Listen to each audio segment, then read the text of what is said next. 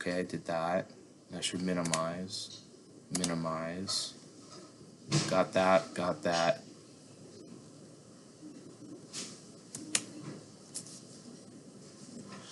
Okay. The subject matter of chapter 19 is on the first law of thermodynamics. And the first law of thermodynamics is all about the internal energy of a system and how that energy can go either up or down through interactions with its surroundings. This is the best chapter in thermodynamics because it's deeply conceptual. It's got a little math. It's got a lot of graphs. It's the most descriptive aspects of thermodynamics with the level of mathematics that we have to work with. And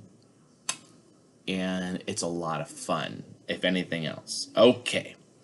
So first, we want to be clear about some rules. So the first few slides here are just kind of laying down the rules for how we deal with our systems here. Okay, so everything's a system. And then we have processes. A system is a collection of objects that is outside, that's not the right word probably, but is separate from its environment. It interacts with its environment. In the example they show here, somebody's trying to cook popcorn. I'm not doing a very good job of it. It all seems to fall off the side there. It's a pretty heavy lid, to be honest. So now what's interesting about that, though, is that lid, if this is a real picture, I don't know. Maybe they set this up, to be honest. Looks like stock photos to me. But anyway, if they really did this, then that top was lifted, right? It came off the pot a little bit. And that's not the lid for that pot. You know what? That's what's weird. They don't sell glass lids with pots like that. Anyway, whatever. That's not the point, right? But work was done. And that work ultimately came from the fact that the pot's on a burner, energy is imparted to the popcorn, causes it to pop. That is required amount of energy to do that. And when it expands... Sorry, we don't see anything. All right. Well, that's pretty normal. Sorry. I don't know what's wrong with my screen sharing abilities. Not very good. Anyway, there's the popcorn. Yeah. Probably went outside. But anyway, that lid does not go with this. It fits, but it's just they don't sell those together. I don't know. I'm not a salesman for pots and pans, to be honest, but I just have a feeling. I've just used them so many times. All right. Anyway, so that's our process here. Energy was put into the system, and then work was done, and that's part of a first law problem. It's a good problem. It's a hard problem, though, because, I mean, how do you characterize the amount of energy that popcorn can take before it expands? Then you got, it's complicated. Popcorn, that's not physics 211 material. That's popcorn's high-level stuff. We can't do that right now.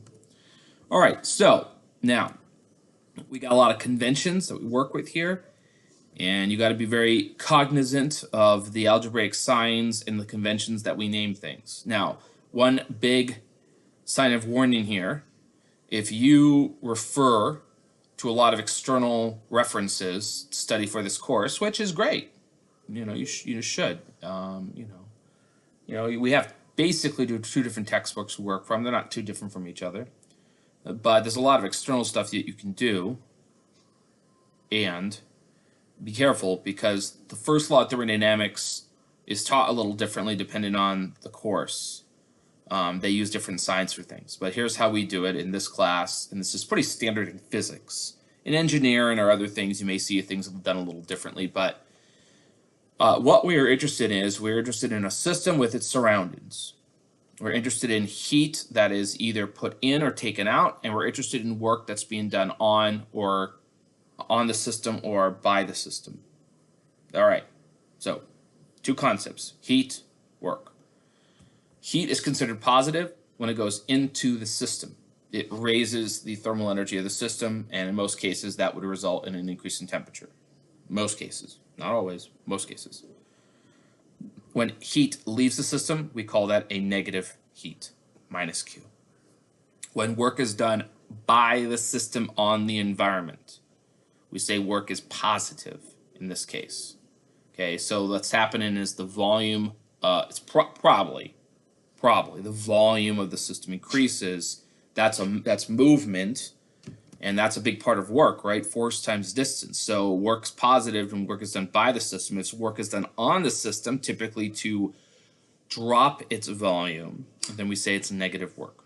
All right, so these are conventions that you really need to get locked in that brain, okay? And this is how the conventions that we use. This is standard in physics, but like I said, the thing I see the biggest difference on is the work convention. Some people flip the sign for work. Why? I kind of know, but I don't really ultimately know. I mean, what I think's going on is kind of a sad reason, but I'll just leave it at that. How about that? All right. So when we analyze our systems here on out, we're going to be very mindful of the first law of thermodynamics. We're going to be very mindful of heat put in, work being done, and we typically view things on what we call PV diagrams. I talked a little bit about PV diagrams before. We saw these things called isotherms. There are these curves that are on the PV diagram. But pretty much any simple thermodynamic process can be illustrated on a PV diagram, and there's a lot that you can interpret and understand about a system based on looking at that diagram. So, a lot of these situations, we have a fixed amount of gas that we're working with. We have different temperatures potentially, because we have different isotherms here. And for example, in this process here, we have a system that has changed states in a couple different ways. We have a system that's initially at a volume of 1 cubic meter with a pressure that looks to be about, well, I can't tell here, but maybe 7.5 kilopascals. Something happens to the system where its volume increases, its pressure increases until it reaches this temperature of 3600 Kelvin. And then a different process takes place why it starts to shrink, the pressure drops, and then the temperature goes down to 6000, okay? And that's one particular process that could take the system from 1 to 3. There's another process being shown here where we have a constant volume process followed by a constant pressure process, and we're brought to the exact same place. Now, the two paths that are shown, there's different things involved in those processes, but here's the important thing. If they all come to 3, that means the state of the system at 3 is the same. Okay, so when you work out ideal gas law stuff, you can do ideal gas law equations for every point that we have information. Okay, the first law of thermodynamics is largely looking at how we go from one state to another. What exactly does it take to change these states? That's the idea. Okay, so now, again, part of the simplification of what we're doing here is, and this is sort of like obligatory. I got to just explain this basic stuff to you here, but it's never really going to enter into the problems that we do. But we are interested in, how the system is going to change. So if the system is going to expand or something like that, we want to talk about what we call quasi-static processes. And quasi-static processes are processes that are stepped in very small amounts. And what's important about that is when we are stepped in small amounts, the system is effectively kept in an equilibrium. Okay? So for example, in this process here, we have a piston that very slowly moves and increases the volume of this gas here, which may change the pressure, temperature, who knows what's going on here. The process at the bottom is not a process we like to deal with. We have a membrane and it breaks, and then the gas is allowed to escape. That's not a process that's in thermal equilibrium, and it takes a little bit more complicated mathematics to describe that stuff, and it's beyond the scope of this course because this course is more interested in the concept than the more complicated mathematics. And so, again, we'll never really have processes like the one on the bottom, But just realize that everything we talk about is effectively in a thermal equilibrium because it happens very slowly, little increments at a time. Okay. So, concepts of work here. So this is, we have not talked about work done on a system, but we can very easily here. In the example here, we have a chamber sealed off. There is a piston that is allowed to move. And in this particular example, we have a molecule that hits the wall and bounces off. And the result of that is that the impulse on the piston is going to produce a little bit of movement on that piston. That means there is work being performed on the piston, and that's energy. And that's energy that's being taken out of the system. And it will result in a recoil speed of the molecule to be lower than it was coming in. And this is a good example of positive work being done on the system. And in almost all cases, that's the result of a volume increasing, because when volume increases, something's moving. Again, work is force times distance, right? Okay. In this case here, we have the opposite taking place, where if we are doing work on the system, so maybe something is pushing on the piston, causing some external interaction take place, then what would happen is as particles bounce off the moving piston, they will gain larger speed, and it will be negative work on the piston. That's because the internal energy of the system is going up because we're doing work on the system. So it's a negative work because it's being done on the system here. So those are the conventions that we use. All right, so how do we do this? Well, let's take a look at this little picture here. The definition of work, as you might remember, is the integral, a path integral, of force times distance. So we take a simplistic example of a piston being pushed in a cylinder. The force that would be imparted by the gas can be written in terms of pressure and area, right? So that's just the definition of what pressure is. Pressure is force over area. So we solve for force to get pressure times area. So you're going to replace that here. And what that means is a small increment of work is going to be done when a small increment of distance is pushed through. But area times a little distance, for like a cylinder at least, well, that's volume. So if you actually integrate this to a look at the entire work that's being done, the network, it's the result of an integral of pressure with volume. And I know I derived this for like a cylinder, but this really applies to any kind of system. Doesn't matter what its shape is. You always have some kind of area that's being pushed, and the object expands a certain distance, and that's always a volume, right? And so this is going to be our general expression for how work is done. It's a strange looking integral compared to what you have in your math classes, because in your math classes you usually have a variable that's very clear, like x and y. Here we're looking at how, I mean, really at its core, how's the pressure changing over infinitesimal volume. But we rewrite this a lot. That's the point. We rewrite this a lot to either put it in terms of a volume or something else that's interesting. So really be mindful of this. And the thing that's really the most important about this is that volume is involved, right? Okay. That's not cold. I need cold water. My goodness. All right. So here's a great example of a PV diagram where work was being performed. Okay. So in this example here,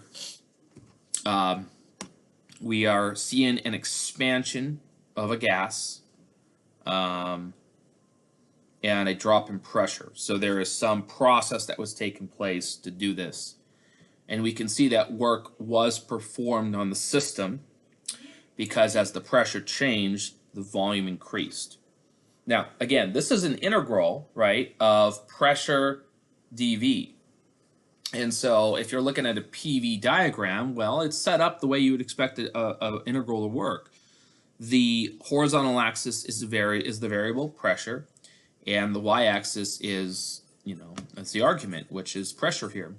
So one immediate interpretation you can make is that the integral is the area bounded by the process here.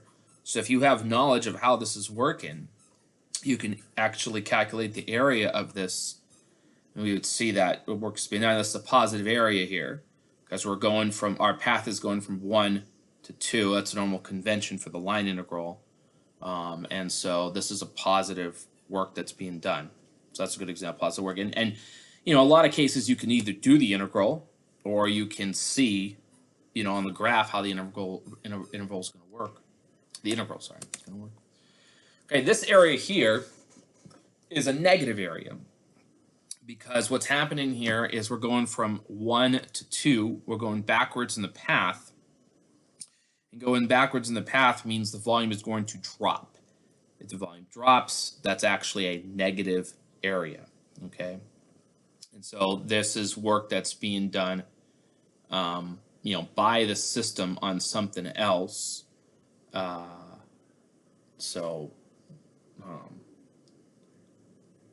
no, the volume's dropping, right? So yeah, sorry, the work's being done onto the system, and we're dropping energy there. Okay, so this is a constant pressure process. So guess what? If you got constant pressure, that P can come out of the integral, and then you don't have an argument of the integral. Now we just have work is P times the change in the volume.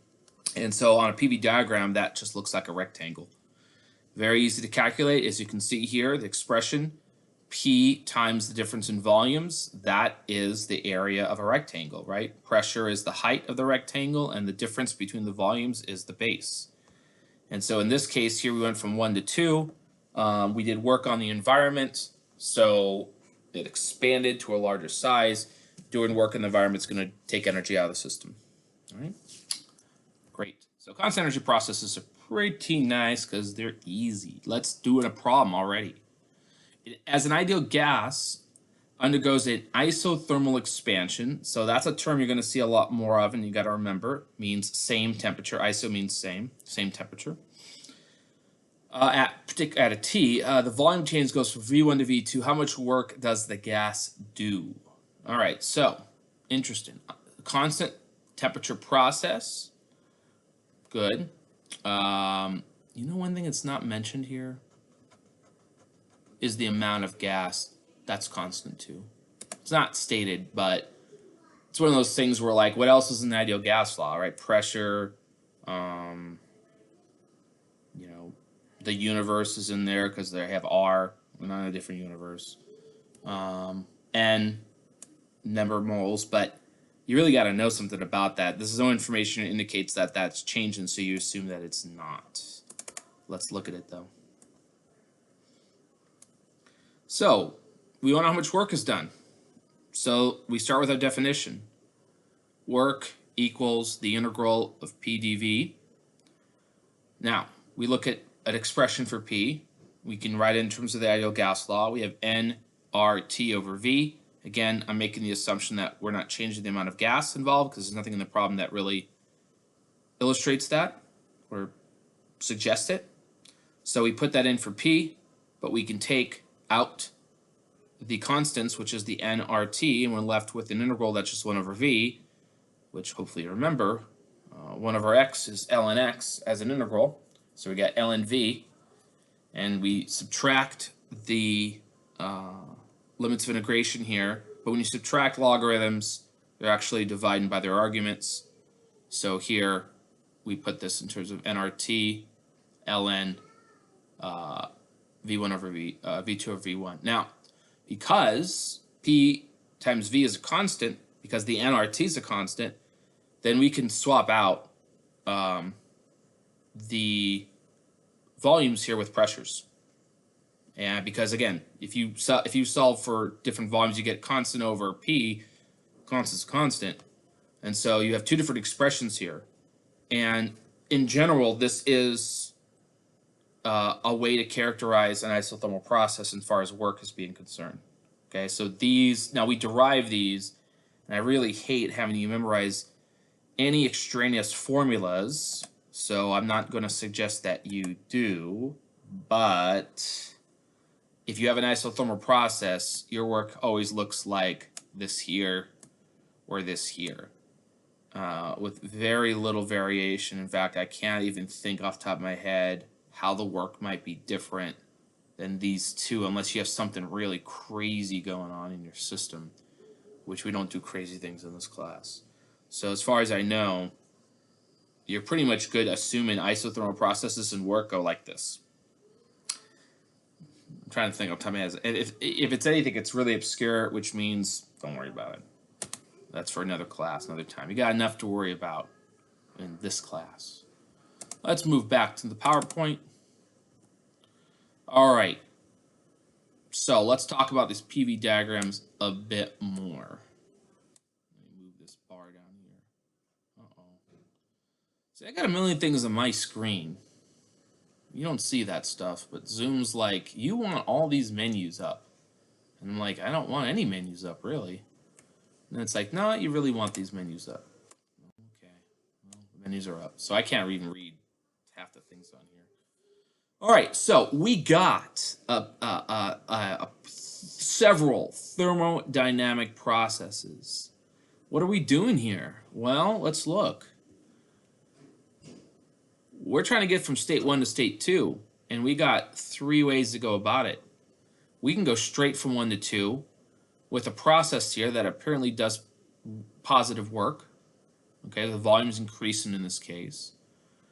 There's a lot of ways to go about doing that. In one process here, we go straight down, which is a constant volume process. There's so much work's happening there. 0. Constant volume means no work being done. So, but energy is clearly being taken out of the system here. That's the thing.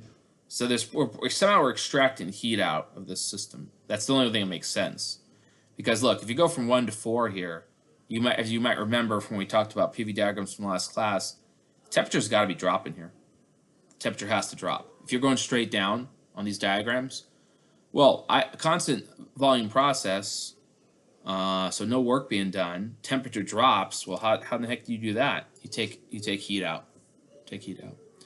Then we have a constant pressure process where there is work being done to increase the volume, and the temperature for sure is going to be increasing here as we move to the right. Well, the path that's 1, 3, 2 is just sort of the same deal, but you're making your life a little harder here, apparently, because you're doing a lot more work. Like if you look at the path from 1 to 3 and from 4 to 2, you're going to the right. They're both, constant pressure processes, but this one's a lot more work up here, right? The integral is bigger. And then we go from 3 to 2. So, different states here. Now, we're going to analyze each one now. I just said this, but you do a lot of work if you go 1 to 3 to 2. Okay, now again, we're not looking at the details. What exactly is going on? What do we have here? Is this a refrigerator? Is this an engine of some kind? What do we, that's not really important here. Before we even get into that stuff, which is the next chapter, by the way, we'll get into refrigerators and heaters and engines and simple machines and things like that. But before we analyze that stuff, you really got to understand the thermodynamic processes involved. That's what chapter 19 is all about. And then we slip into chapter 20 where we start looking at real things. And then if you are all future engineers, well, this is pretty core stuff. And so this is how you're going to analyze a lot of your systems. Well, one of the ways. Thermodynamically is one really good way to analyze your systems. There's a lot of other ways. So in this case here, we're going from 1 to 3 is a huge amount of work, right? Constant pressure process, but the area is really, really big. And then you have this pressure drop at the end as you get down to state 2. So you have 2 things going on here, a constant pressure process and a constant volume process.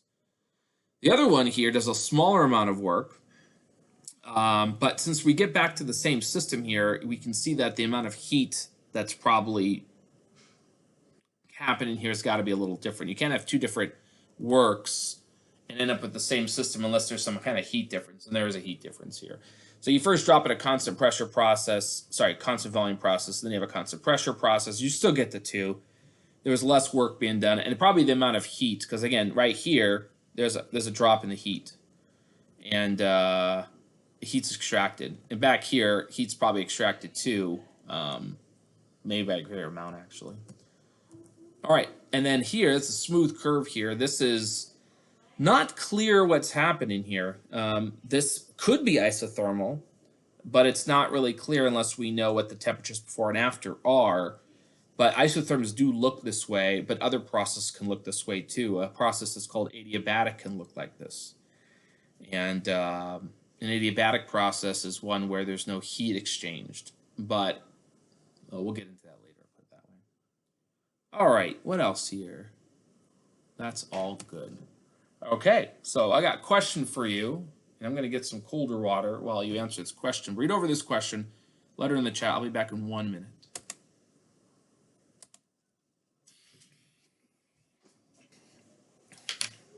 Got my hydro flask.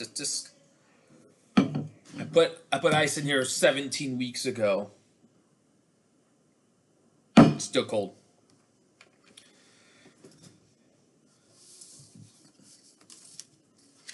I don't have stickers though. I'm missing the stickers. I got this sticker, but that's came with it. It doesn't count. Got to put stickers on it. Apparently, that's what you do, right? Hydro flask. And then I gotta wear big shirts. It's a big shirt. That's what I heard. That's what I heard. C? What? You kidding me, people? You kidding me? C? Okay, C's right actually. So good for you. Sorry. Wake up. C is correct. They are. Oh. You want me to start talking about this right here? I cut this open, but these things are not cheap. So I'm not going to do that. But, man, it's so weird, though, too. Actually, I kind of want to trash this thing in a way because I have two of these. I got a hydro flask. I got a thermal flask. They look the same. They feel the same. They got similar little cutesy things on here like this, but this does a really good job. And the other one's garbage. I don't know what the difference is in there, though. But anyway. But, yeah, it's a hollowed-out chamber in here. So conduction is, like, pretty much nothing. I mean, the only conduction you have is heat is escaping out of this little ring here. And that's it. This ring is not even cold, too. It's weird. I don't know what this is made of. I mean, just probably aluminum, honestly, but I don't know. Anyway, all right, stop talking about it. Okay, so paths A, B, C. Let's look here. A, B, C. Okay, well, are we increasing in volume at any point in that process? We are. There's work being done, positive work. What about from A, D, C? You bet. Because if we're moving to the right and we're increasing in volume, that is, an increase in volume is going to be positive work being done. So that's great. Fantastic. Push on here. Oh, here we go. Here we go. First law of thermodynamics. Now, the change in the internal energy of a system. This is the delta U. Now, we have discussed this. The thermal energy of a system, the internal energy, sorry. Well, I might go back and forth and use those terms, by the way. Internal energy of a system, thermal energy of the system. Those are synonymous things. I'll say thermal because my mind's in astronomy stuff. We kind of speak in that manner rather than talk about the internal energy. So I might, mix up what I say there, but it all means the same stuff. But you've seen that already. That's the 3/2 nRT delta T for monatomic gases, 5/2 nRT for diatomic gases. That's what the stuff's over here. And built inside of delta U is temperature. And so if this is changing, temperature is changing. You'll see that more later on here. But first law of thermodynamics says this. The internal energy of a system will change based on the amount of heat added or taken away and based on the work done by or on the system. Okay. There is a negative sign in here. Okay. So if we want to increase the internal energy of a system, we could add heat, positive Q.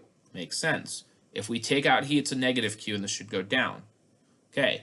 When work is being done by the system, the volume increases. The work is positive, but because of the minus sign here, that's going to reduce the internal energy of the system. That makes sense. If our system is expanding and pushing on its surroundings, then it should lose energy, and it could drop in temperature depending on what's going on with the heat.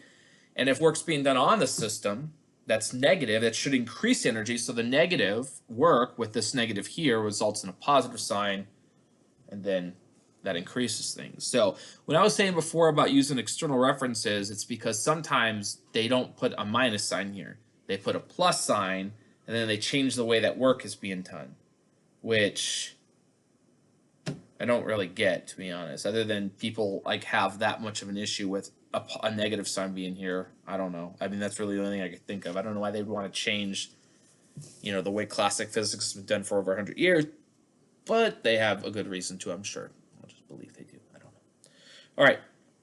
So now this, anyway, we are going to use the ideal gas law and the first law of thermodynamics right here to analyze our systems on PV diagrams. Okay, and that's really what this chapter is all about, is utilizing the first law, understanding heat transfers, work being done, how it changes the internal energy of a system, and how it changes other parameters of the system. And so for the most part, the only equations we're really going to work with is ideal gas law and this equation right here. Of course, the definition for work is going to be part of that as well. What's nice about this, though, is that this is a path-independent relationship here. And the idea is this. If I go back,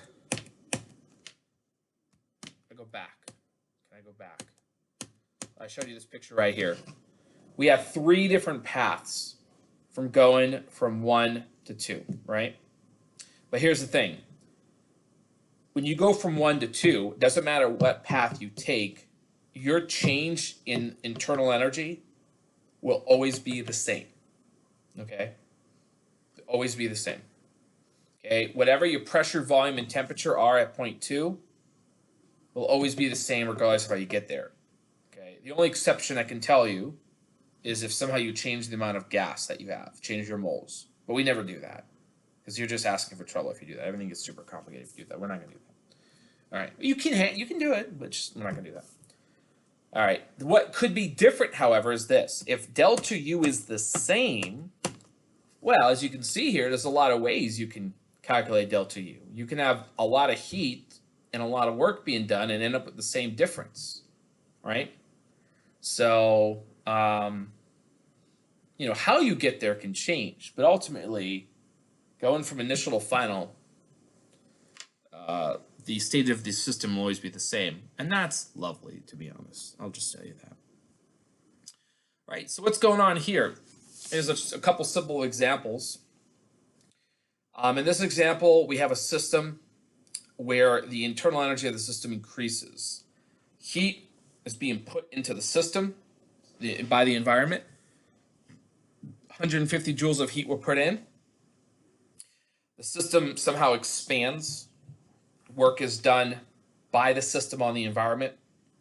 We calculate this as 100 joules of work. So we subtract those two numbers, and we get a net amount of joules being 50. And that could be, if you're given a little bit of knowledge about what your system is made of, you could translate that into an increase in temperature of your system. Okay.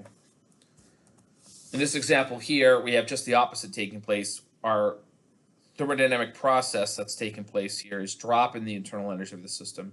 We are extracting out 150 joules of energy, right? So we got a negative 150 there. Work's being done on the system. It's likely going to shrink the system a bit, but it's only 100 joules of work being done on the system. So we got a minus 150 minus a minus 100. We end up with a net of minus 50 joules. So the internal energy of the system decreased, and the temperature probably went down a little bit. Again, we'll make a connection later how you figure out temperature from that point. In this example here, we have the internal energy of the system has not changed.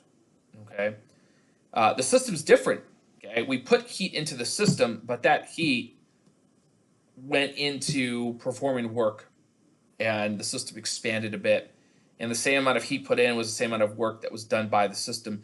We end up with a delta U of 0. Now, having a delta U of 0 will mean the temperature didn't change. The system is different, though, now. The system is different. The volume is different, and likely the pressure is a little bit different now, too. But just because delta U is 0 doesn't mean nothing happened. Things happen, for sure. Okay. This is a good one. This is a good one. Put a flame under a piece of metal, raise the temperature of the metal, and make the metal expand. The metal is surrounded by air. What are the signs of delta U, Q, and W for the metal in this process? Letter in the chat. Okay. Seems like 2/3 of you are sleeping or something. Uh-oh. Uh-oh. Not good. I don't think anybody got the right answer. That's okay. Oh, now here we go. There we go. Now I said that, everybody's like, yeah, let me look at what was not said yet. It is. Well, let's go before I reveal it to you. All right, well, let's go through each thing. Delta U, Q, W. What kind of questions are you asking yourself here? You know, that's the thing. What questions am I going to ask myself to let me know what it is? Delta U. What's the question you ask yourself if you want to figure out what's going on? The question you want to ask yourself is this: did the temperature change? Did it go up or did it go down? If the temperature changed and it went up, delta U is positive. So that means A could be right and C could be right, but not B or D. Then you look at Q and say, what kind of question should I be asking myself? The question is there anything in the problem that described heat being put into the system? And the word flame, you know, I'm going to go on a limb and say that flame is going to put heat into the system. That's a reasonable assumption, right? I don't know what else a flame's going to do. And then when you look at W, you say, okay, well, what kind of question I ask myself? Well, did your system expand? Did your system increase in volume? If you answer yes, then it's positive work. So the answer is A. So for each one of these, you can ask yourself these questions. For delta U, did temperature change? For Q, was heat put into or out of the system? For W, did my volume change? That's generally how you will analyze this stuff. So, any questions about that? Because I know a lot of people had C's and B's and things like that. Okay.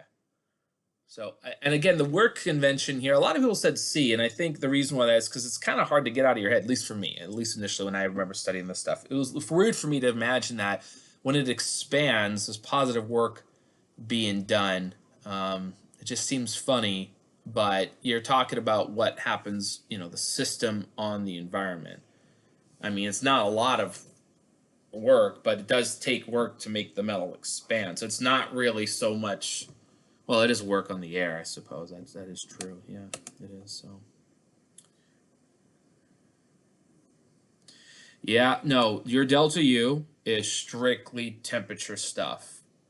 But it's also determined by Q and W. But it is easier to think about things in terms of temperature because you can have a lot of combinations of Q and W. That's the thing. I mean, you could have all kinds of combinations to give you your delta U, right? If you have a given value of delta U, say for example you have a delta U that has a value of 50 joules. How do you get the 50 joules? You could have a million things. You could have Q higher than W. You could have a negative Q and a negative W, but the negative W is even higher. So there's a lot of scenarios that can result in a delta U, but ultimately you really want to relate it back to temperature though. That's the thing. And that's confusing for a lot of students when they look at the first law of thermodynamics, because they look at it and they say, oh, there's a Q and W, and then they look at problems and there's a change in delta U, and you're like, okay, well, let's figure out the Q and W, and it can be hard to do that. Okay, but you got me here. I know some tricks. There's some tricks. All right, so now we're going to start looking more at processes here. Okay, and and how they relate to the first law of thermodynamics. So there are 4 processes that we're going to talk about here. Why do I only have 3 here?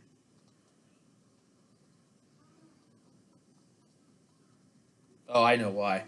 I know why. I'm missing one. But you already saw it. Anyway, an isothermal process is one in which the temperature is constant. If the temperature is constant, now, okay, sorry about this. I'll just apologize right now for something. But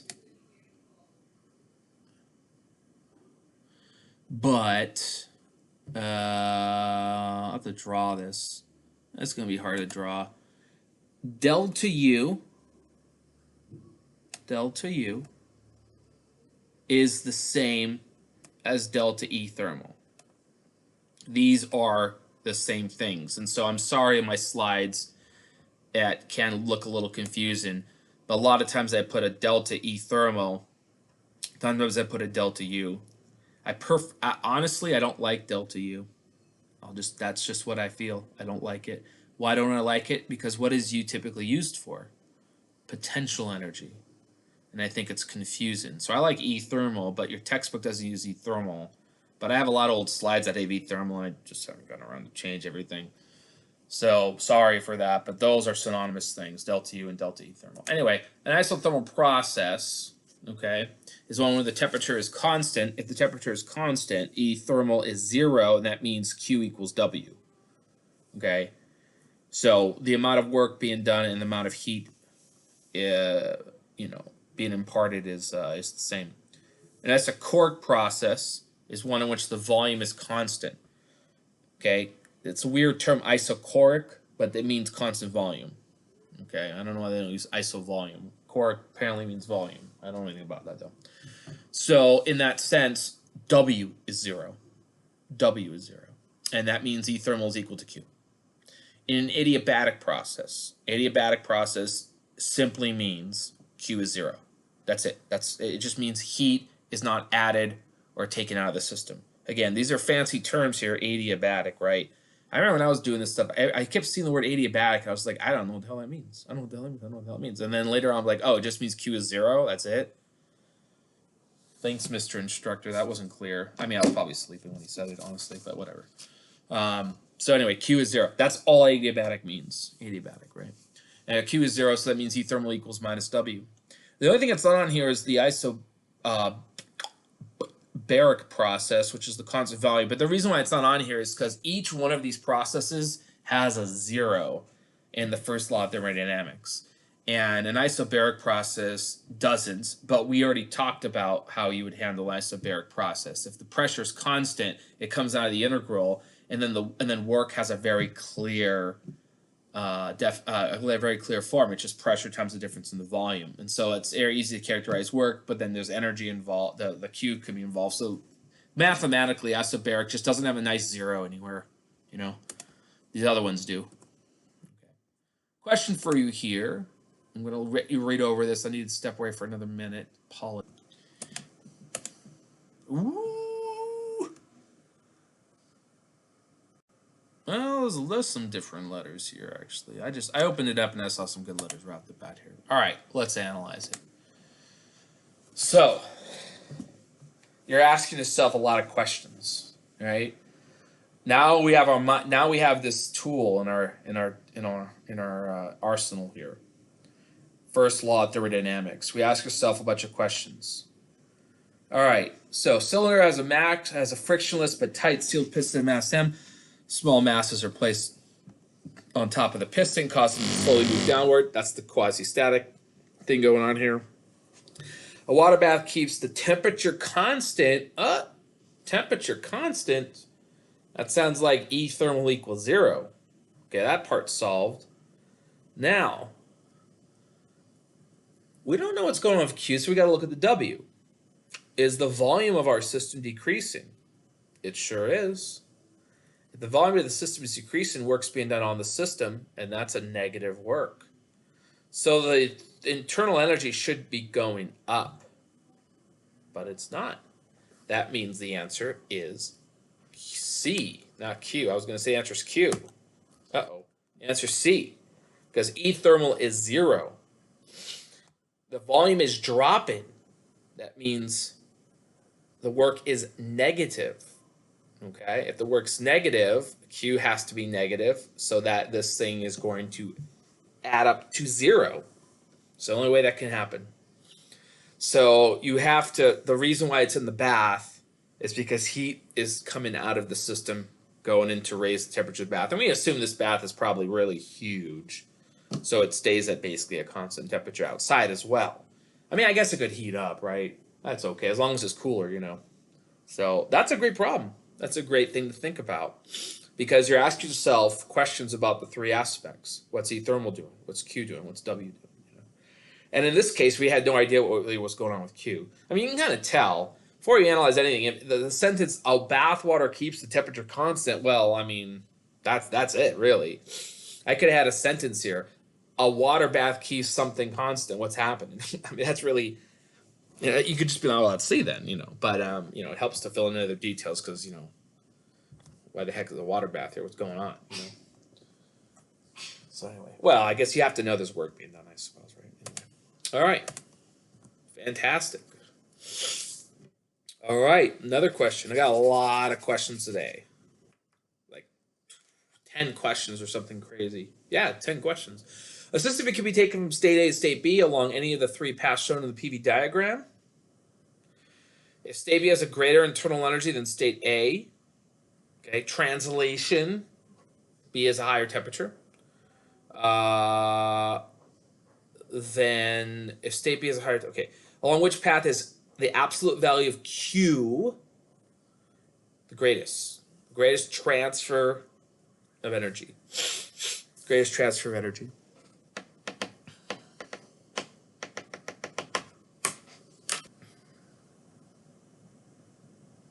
So I got D's and A's. D's and A's. Well, let's look at D. Q is the same for all three paths. Well, here's the deal, though.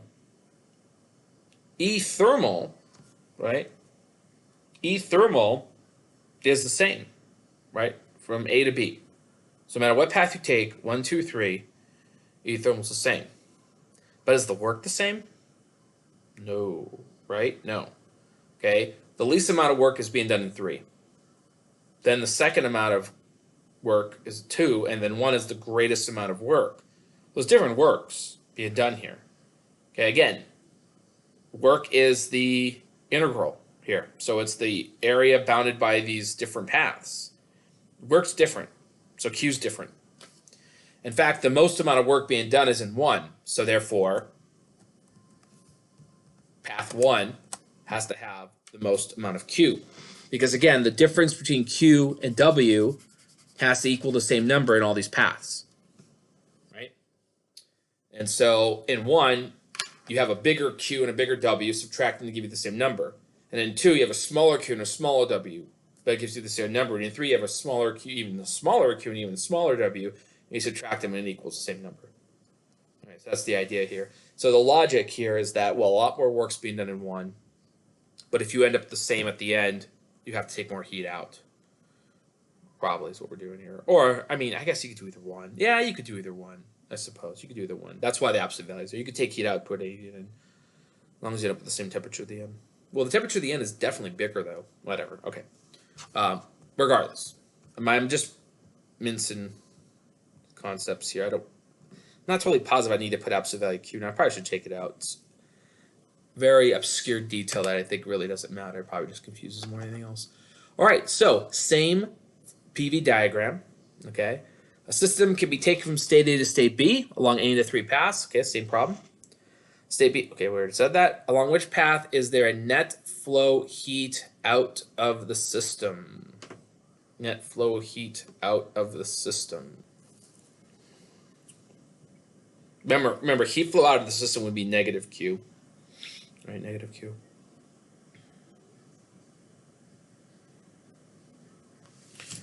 Doc McStuffins. Doc McStuffins.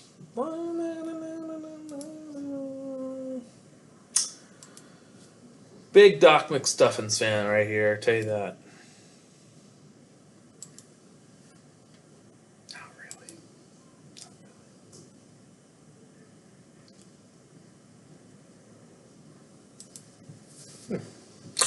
Let's see what you all think. D. D's right. D's right. Not fooling any of you here. Y. Delta E thermal, or delta U, whatever, is positive. The work done is positive. Q better be positive and bigger than W. That's it. Q is positive and bigger than W.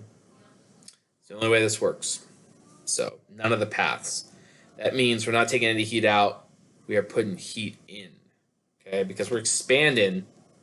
Right? If we're expanding this work being done by the system on the environment, that should drop the temperature, honestly. But the temperature's going up. It means we got to put heat in to do that. All right. Oh my goodness. You proposed to climb with several flights of stairs to work off the energy you took in by eating a 900-calorie hot fudge sundae. That calorie should be a capital C because it's a food calorie. That's really not a lot of calories for a hot fudge sundae. But whatever. It's really not. You can get like McDonald's combo and it has more than that. So that's not very much.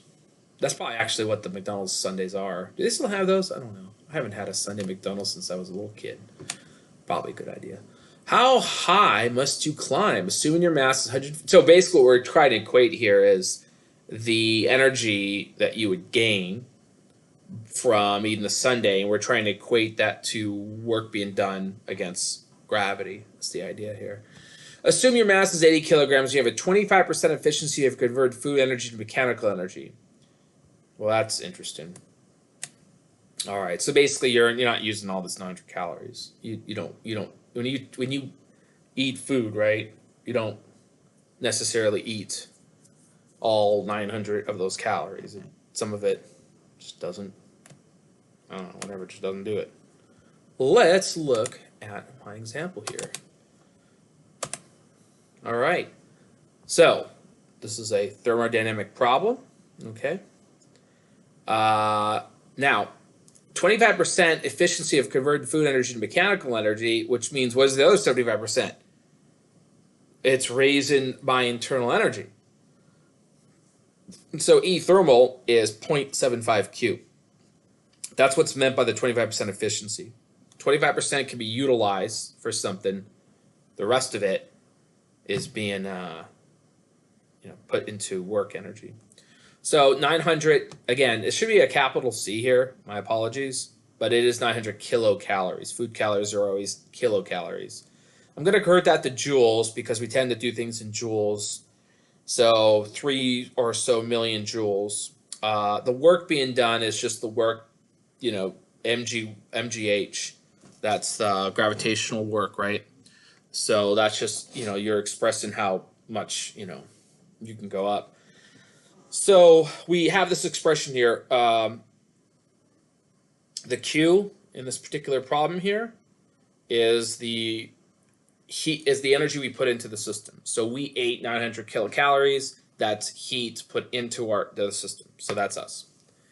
And then what we're saying here is 75% of it went into increasing thermal energy and 25%. So if you actually move this MGH over to the other side, you can kind of see it's, 75 plus 25 equals the total Q, right? So we solve for H here, and we get 1.2 times 10 to the 3 meters, or 1.2 kilometers. So you're going to have to climb. That's not really true, though, right? I mean, if you go 120, 1.2 kilometers upstairs, you do a little more work than that, because you're not going. Stairs aren't that steep. You're going to cover some distance. You can go up and down stairs for a while, but that's a lot. Okay, 900 calories is quite a bit. It's hard to burn off 900 calories in a workout. If you're lucky, you got 500, 600, maybe. 900 is a ton. And you're not going to work out after Sunday. No. And when you eat a Sunday, that's like, my day's over. Which, if that's at 11 a.m., it's at 11 a.m., but your day's over, right? Giving up today. Just gonna relax. All right, next problem. 1 gram of water.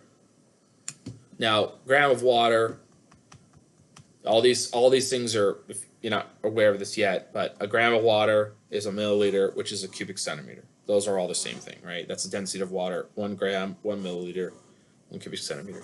So you say a gram of water, it's a cubic meter, becomes 1,671 cubic meters of steam when boiled at a constant pressure of 1 atm. So the idea here is, if you were to boil water and stick it in a container, the container would have to be 1,671 cubic meters if the pressure is going to be at 1 atmosphere. Okay, if you don't have that container, if it's smaller or larger, you won't be at 1 atmosphere. That's the idea. Compute the work done by the water when it vaporizes and increases its internal energy. Okay. All right, so what's happening here is this. Uh-oh. Thank you. Wait, what? Oh, you're looking at that. Thank you. Sorry, screen share, hard. All right, so the idea here is this. We want to compute the work done by the water when it vaporizes and increases internal energy. I have a little note down here just for, conceptual sake. What's happening here, because as we know, the temperature doesn't change, right? Temperature doesn't change, but what am I saying here? We're increasing internal energy. And then you're like, McGovern, dude, for the last hour, you've just been going on and on and on and on about temperature increasing, right? Well, that doesn't happen. And when you boil things, temperature doesn't change. So where's the energy going to? Well, phase transition. Okay, so again, the vast majority of cases. There are some rare cases, and this is one, and I just specifically pointed this out, this case here. So the increase in internal energy is used to dissociate the water molecules. It's for the phase transition. It's a potential energy change that you're doing, as opposed to anything else. So it turns to steam, and then it doesn't increase the temperature of the system. So this is like a potential energy kind of deal. Now let's switch to our problem here. Okay, I think we're going to take a break after this question. Okay, although do I have another? I don't know. We'll take a break after this question regardless. All right, so 1 gram of water at a cubic centimeter. Well, we don't like cubic centimeters, right? We want meters. So that's a millionth of a cubic meter. So that's up here. It's a constant pressure process. Okay. So constant pressure process, we already know how to do the work. Right? We worked it out earlier. P times the difference in volumes equals the work. So we got our atmospheric pressure here. We got our 167 times 10 to the minus 6 minus 1 times 10 to the minus 6. We go from 1 cubic centimeter to 160 cubic centimeters. You got to put things in meters, though. Got to do SI. And we get that the work being done is 160 joules. 169 joules, right? What kind of energy was put into the system, though, right? So that's just latent heat of vaporization. So we have a gram times the latent heat of vaporization constant for water, 2,256. So we could put those numbers into the law of thermodynamics here, first law. We get our Q is 2256 minus the work being done, and we end up with the thermal energy of the system increasing by 2,087. And like I said, doesn't raise the temperature yet. That energy that we're putting in does a little bit to increase the volume, but most of it goes into dissociating the molecules and turning it into steam. Okay, so we see so that's a different problem. One's a little outside of what we've been talking about here, but still, with the law of thermodynamics and first law of thermodynamics and the stuff we talked about here, this makes a lot of sense. But this is a unique situation where the temperature does not change, and I specifically mentioned that. And all right, anyway, so we got another half an hour or so to go. So let's get into this problem here. $50 gift card. If I do a survey, never works out. All right, let's look at this. This looks like a really nice problem, actually. What's going on here? We got a PV diagram. Now, I'm not going to even read the problem right now. I see a PV diagram, and I'm starting to look. Here we go. We have a process going from A to B, where the volume increases. We're going to do some work.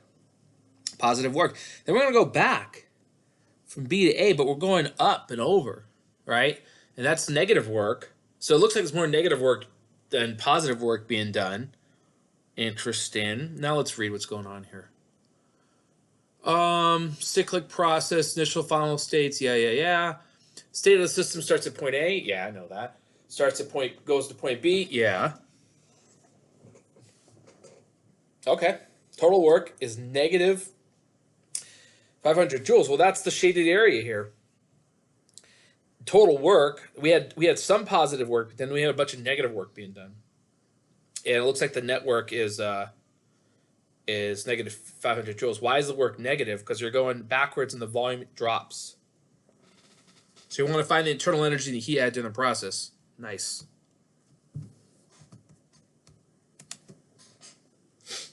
Oh, I was going to sneeze and I didn't. I hate that. I was going to sneeze and it just didn't happen. All right. Okay, so for any cyclic process, okay, you go from A to B back to A. The change in internal energy is 0, right? Now, if I go from A, no, here's what we said before. Go to A to B. You can have a lot of paths that go from A to B. They all result in the same change in thermal energy, right? But then if you go backwards, back to the original point, again, same change in internal energy. So that means for any cyclic process, E thermal is 0. Easy, right? Work is negative because volume decreases. Got it. Because E thermal is 0, that means Q equals W. Okay? If the net work is minus 500 joules here, then guess what? Q is also minus 500 joules. So in the cyclic process here, 500 joules leave the system. We could speak about the process as a whole. We can't really say much about the individual parts of the process without more information. What exactly is the pressure? What is the volume? Things like that. What's the temperature? Without that knowledge, we can't really break this down any further than just looking at the entire process. But the point of this question is cyclic processes are very important. When we deal in the next chapter with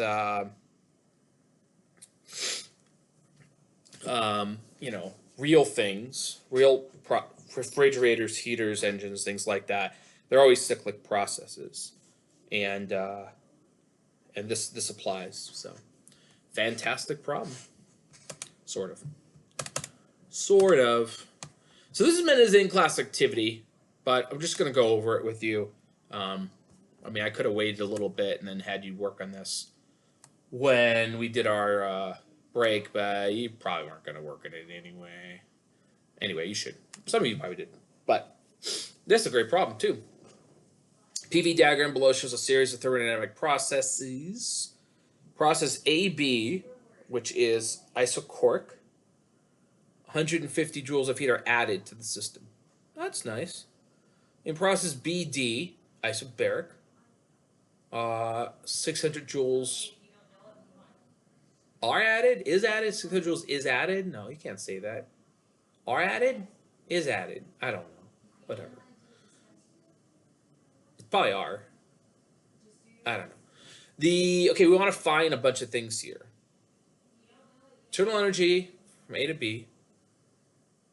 Oh, yeah, this is good. This is good. There's a lot of stuff we can do. When you have numbers here, we have no temperatures. We don't need temperatures, though, it looks like. And we don't have the amount of moles. So we don't need that stuff, but it would be nice to know it, but we don't have it. Let's go look at how it's done. This is a great problem. This is a great problem. This is a problem. I'd love to put this problem in the next exam, but unfortunately, you've already seen it. Let's look at process AB. Process AB, there's a name for it, right? Isochoric. What happens in isochoric processes? Work is 0. So the thermal energy is equal to the heat. Heat was added in this process. Heat was at 150 joules. The increase in thermal energy is 150 joules. Great. The internal energy process in AB D. Okay, well, we know what's going on from A to B. And we already know what the thermal energy is there, 150. Now let's analyze BD. Question, part B to this is really asking us about what's going on from B to D, because we already figured out AB. It's an isobaric process. Isobaric process means constant pressure, and we know how to do work in constant pressure processes. The work is the pressure times the difference in the volumes. So the pressure is 8.0 times 10 to the 4 Pascal. The volume is the difference, so there's a difference of 3 times 10 to the third cubic meters. So we have 240 joules of work being done by the system, right? So that's positive. And then we look at our first law of thermodynamics. We are told in the problem that 600 joules were added. That's a plus Q. The work here is a positive work, okay, because we increased our volume. Work's being done by the system. So we subtract the two, and we get 360. That's from B to D. If we want to know the whole process ABD, guess what? 510 joules. We simply add the two up. What's the total heat added in process ACD? Now, here's the deal with ACD. We already know what the E thermal is from ACD. It is also 510 joules. Why? Because we're going from one point to another point, and it's the same. Whether we do ABD or ACD, the change in thermal energy will always be the same, 510. Great. How am I going to figure out how much heat is added in the process ACD? Well, guess what? If I have the overall E thermal, I can figure out the overall work being done, and then we figure out Q. All right, so the total amount of work done is the work that's done in going from A to C and from C to D. Well, we already know what CD, right? CD is isochoric, zero work. What about AC? Well, it's isobaric, so it's P delta V. So my P is 3 times 10 to the 4. The difference in volumes, the same as before, 90 joules. So let's put our numbers in. The increase in thermal energy is 510, which is right down here. We're looking for Q. The work being done is a positive 90. Move 90 to the side, and there's 600 joules of heat added in this step here. And that step would be, well, it's over the whole thing, honestly. It's over the whole thing. So that's over the whole thing. We don't really know where that is, though, because look, in the first process here, what do we have? We had 150 up here, and then we had 600 up here. So the total amount of heat added was what? Was 750. And the whole amount of heat added from AC to D was less than that. Why? Because guess what? More work was done up here, right? That's why there's a little bit of difference in the two. So this is a really great problem. Here's what I recommend to you. Really go over this problem a lot. I mean, if you think you completely get it, well, congratulations. You really got a lot out of today's lecture. But if you didn't totally grasp everything that's going on here, this problem really sums up sort of everything we've done today. And understanding this problem is really key to understand the material that we're doing now and later. So go through this again and again and really try to just figure out everything about this. If you have any questions, let me know. But it's not common that you just have one question that just tackles it all. And this tackles everything we've done today. It is a fantastic problem. I'm tearing up. Let's move on. I'm getting a little emotional right now because you know what stinks is that I took physics when I didn't understand physics. That's the worst time to take physics. I like to retake physics, knowing everything I know about physics now. It actually would be fun. Before it was a nightmare. I was always like, what am I doing? I can't understand anything. All right. So we're going to look at a thermodynamic process here. I'm going to ask you a lot of questions. So I want to go back and remind you of everything we've talked about so far. This slide should be your best friend for a few days. You should print this out. You can put it up in your bathroom, bedroom, put it on a shirt. I don't know, whatever. But this one is so good. Such a good slide. Here are the 4 thermodynamic processes that have simplifications to them that have interesting implications for the first law of thermodynamics. Isothermal means delta E thermal is 0, therefore Q equals W. Isochoric is constant volume, work is 0, E thermal equals Q. Adiabatic, Q is 0, therefore E thermal equals minus W. And isobaric doesn't have a nice like something 0. It just means the pressure is constant, but the work is very easily identifiable. It's P times delta V. So there you go. Nice little review there already. So in this process, we can see different isotherms and different adiabatic, sorry, not adiabatic, how the 4 different thermodynamic processes generally look on a diagram like this. Isochoric is vertical movement, right? Straight up or straight down. If we have a constant volume process and the pressure drops, you're always going to go down to a lower isotherm. So in those situations, the temperature always gets smaller. In an isobaric process, constant pressure, there's work being done. If the volume is increasing, you're always going to end up on a isotherm that has a larger temperature. From A down to 4 is an isothermal process. You stay on a particular isotherm. Okay, the temperature does not change, but there is both pressure and volume differences, and there is work being done. And then we're going to talk about, no, you notice we didn't really mention anything about adiabatic yet. I just said, I'll go, this is a thing, and then like, okay, well, do we have a problem on it? Well, we do, but it's a little bit more complicated to do an to an adiabatic process, so you're not going to see that today. In fact, you're probably going to see it, well, you are going to see it today, but not at this time. You're going to see it in the afternoon. But an adiabatic process, the situation they're shown here where no heat's being added, it looks a lot similar to the isothermal process, but when you are not removing heat or adding heat in there, what it does is it kind of drops you to a different isotherm, and you have a slightly different slope to your line. And there is an equation, it's an exponential equation that expresses this, and that's for another lecture, probably later today. Okay, what kind of process is this? Oh, bless your hearts. It is E. It is E. That's nothing. We didn't talk about any of these, right? Does it look like any of this stuff back here? No. The answer is E. Thank you. That's good. All right. Now let's look at a process here. We got a bunch of questions to wrap this up right now. So we're going to go through each one. An ideal gas is taken around the cycle shown in the PV diagram from A to B to C and back to A. It's a cyclic process. We are told B to C is isothermal. We already know what A to C is. It's isobaric. We already know that A to B is isochoric. So what's going on in the process of A to B? Knowing what you know about these processes, what is happening here?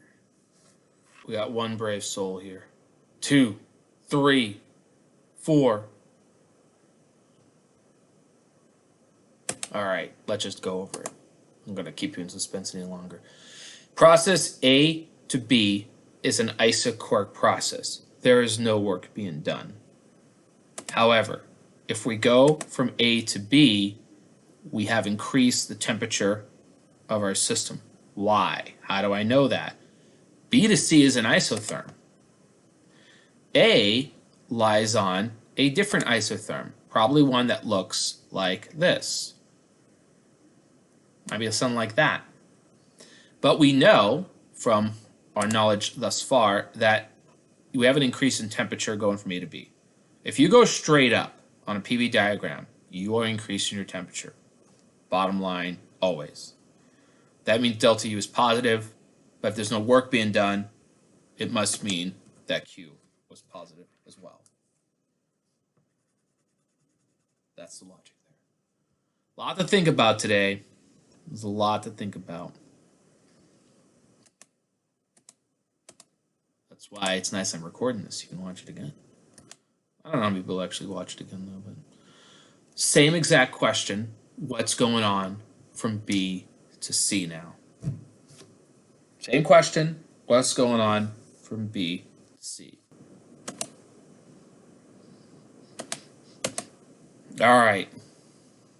I'm losing a lot of you people here. I've only got like 4 or 5 now responding, so sorry. No, I'm not sorry. I'm teaching physics. You're welcome. How about that? Okay. The answer is okay. It's an isotherm. So delta U. Well, isotherm means temperature is constant. So delta U is 0. Answer is B. Okay. You see the word isotherm? You look for the option that says delta U equals 0. There's only one of those options. That's it. What about process A to C? Sorry, C to A. C to A is a isobaric process. So what's happening here? What's happening here? Put a letter, what do you think about that? Now, I'll give you a hint here. When you go left on a PV diagram, directly left in an isobaric process, you are once again transferring from one isotherm to another one. Going from C to A is going to drop the temperature. Drop the temperature. Okay, so that rolls out to these options here.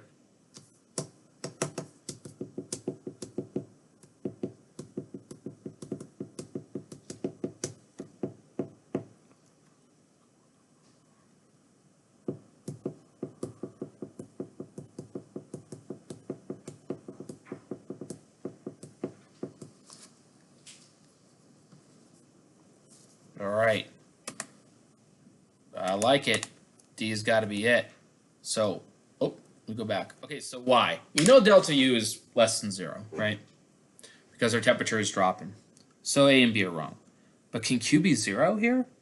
We have work being done, right, on the system. That's negative work. So let's look about this though, because you say, well, why not? Why not Q equals 0? Well, let me tell you why not. Delta U equals Q minus W, right? Now, W in this process here, going from C to A, is negative, which combines with this negative, and we end up with a positive value in this term here. Now, if Q is 0, then this whole right side is positive, but delta U is not positive. So there has to be heat extracted out. In fact, more joules of heat are extracted out than work that's being done on the system. That's because you have to have a greater, how do I put this? The absolute value of Q would have to be greater, put it that way, in order for this to work out. So C is tempting, but when you really look at the mathematics here, just the basic algebra behind this, Q can't be 0 because the second term ends up being positive when you incorporate the negative in the front there. I got one last question for you. This is just like, what's going on with the whole thing?